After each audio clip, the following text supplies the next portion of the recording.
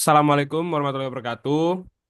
Perkenalkan, kami dari kelompok 19 ingin mempresentasikan tentang perancangan pabrik bakso cumi-cumi dari PT Bahari Nusantara.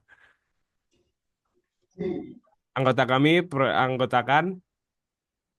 Saya Megdat Habibur Rahman Al-Fatih dengan NIM akhir 062. Saya Dita Syamharani dengan NIM akhir 063. Saya Muhammad Faisal Yudanta dengan NIM akhir 072. Saya Antika Messi dengan NIM akhir 074. Kemudian dari presentasi kami terdiri dari latar belakang, kapasitas pabrik, spesifikasi produk, kemudian ada seleksi pemilihan proses, ada uraian proses, PFD, kemudian ada neraca massa dan neraca energi. Untuk yang pertama yaitu latar belakang. Next. Bakso cumi-cumi. Bakso cumi-cumi saat ini sebagian besar bakso yang beredar di pasaran berbahan dasar daging sapi dan ayam. Namun juga sudah berkembang bakso dengan bahan dasar daging ikan. Tingginya permintaan bakso yang berbahan baku seafood menyebabkan kuliner ini terus berkembang. Salah satunya menggunakan bahan baku cumi-cumi. Cumi-cumi baik untuk pembuatan bakso karena nilai gizinya yang tinggi. Sifat fisik dagingnya kenyal menyerupai daging ayam dan harga yang relatif murah. Ikan merupakan sumber protein hewani yang banyak dikonsumsi masyarakat. Salah satu ikan yang mempunyai kandungan protein yang tinggi yang dapat dijadikan sebagai bahan baku dalam pembuatan bakso adalah cumi-cumi. Lalu yang selanjutnya yaitu kapasitas pabrik.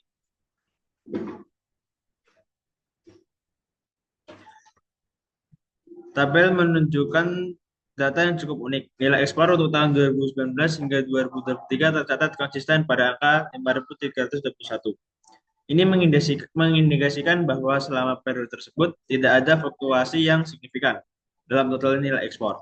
Stabilitas angka ini bisa jadi menunjukkan adanya faktor-faktor internal maupun eksternal yang kuat mempengaruhi sektor ekspor sehingga nilainya cenderung konstan. Nilai ekspor pabrik ditujukan pada 5 tahun mendatang yaitu tahun 2029.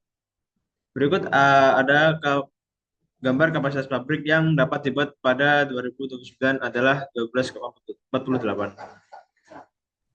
Baik, selanjutnya saya akan menjelaskan tentang spesifikasi produk. Tabel tersebut memuat standar kualitas atau keamanan yang harus dipenuhi oleh suatu produk, dengan fokus pada karakteristik fisik, komposisi kimia, serta batas cemaran logam berat yang diperbolehkan.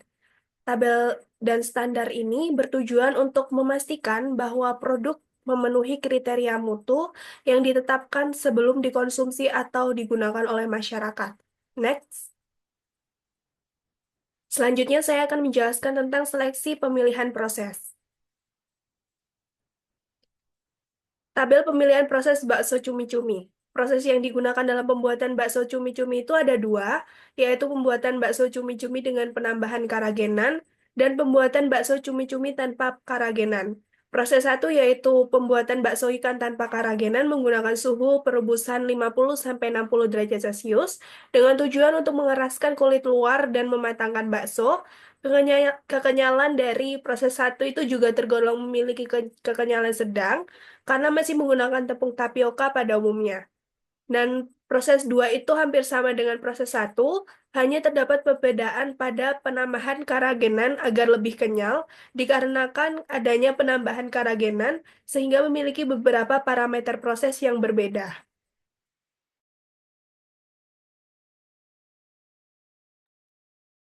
Selanjutnya ada uraian proses.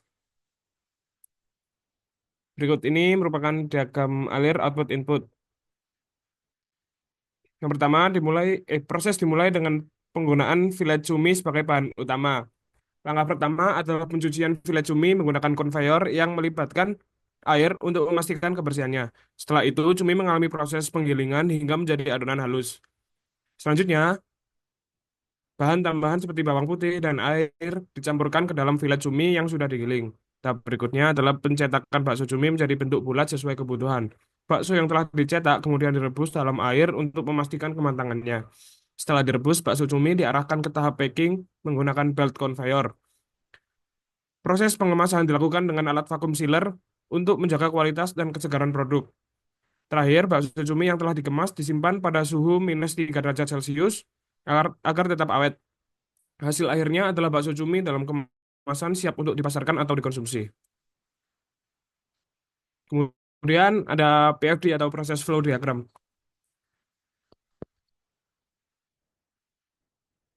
Proses pembuatan bakso ikan cumi-cumi diawali dengan menggiling cumi yang telah dibersihkan dari isinya menggunakan alat seperti salad cutter atau food processor. Daging cumi yang telah halus kemudian dicampur dengan berbagai bahan seperti garam, gula, garam, telur, tepung tapioka, lada putih, penyedap rasa, dan SBP. Proses pencampuran ini umumnya masih menggunakan alat processor untuk memastikan adonan tercampur rata. Setelah adonan siap, langkah selanjutnya adalah membentuk adonan menjadi bulatan-bulatan bakso. Proses pembentukan ini bisa dilakukan dengan tangan atau menggunakan alat pencetak bakso khusus. Bakso yang telah dibentuk kemudian direbus dalam air mendidih hingga matang dan mengapung. Bakso yang sudah matang lalu diangkat dan didinginkan. Untuk penyimpanan, baksonya biasanya dimasukkan ke dalam plastik dan divakum untuk menjaga kesegarannya. Selanjutnya yaitu ada neraca massa. Berdasarkan tabel, yaitu neraca massa merinci perubahan massa bahan baku selama proses pengolahan menjadi bakso. Dimulai dari pencucian cumi-cumi yang menghasilkan kotoran dan berkurangnya massa air.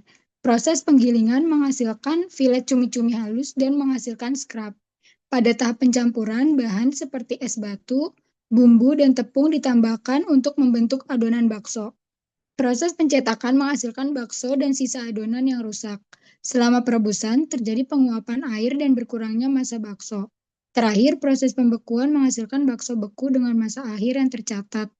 Tabel ini untuk melacak efisiensi proses produksi dan mengidentifikasi potensi kehilangan bahan baku. Selanjutnya yaitu neraca energi. Berdasarkan tabel, neraca energi produksi bakso cumi-cumi menunjukkan aliran energi pada setiap tahap produksi bakso cumi-cumi, mulai dari pencucian cumi-cumi segar yang membutuhkan energi sebesar 239,2 kJ hingga pembekuan bakso cumi-cumi yang membutuhkan energi 191,83 kJ. Energi terbesar yang digunakan adalah pada tahap perebusan, yaitu sebesar 1.859,31 kJ. Sebagian besar energi ini berasal dari air yang digunakan untuk merebus bakso. Pada setiap tahap, terdapat juga energi yang hilang atau menjadi limbah, seperti energi yang hilang dalam bentuk panas selama proses perebusan, dan energi yang terbuang bersama scrap pada tahap penggilingan. Sekian presentasi dari kelompok kami, kurang lebihnya mohon maaf. Wassalamualaikum warahmatullahi wabarakatuh.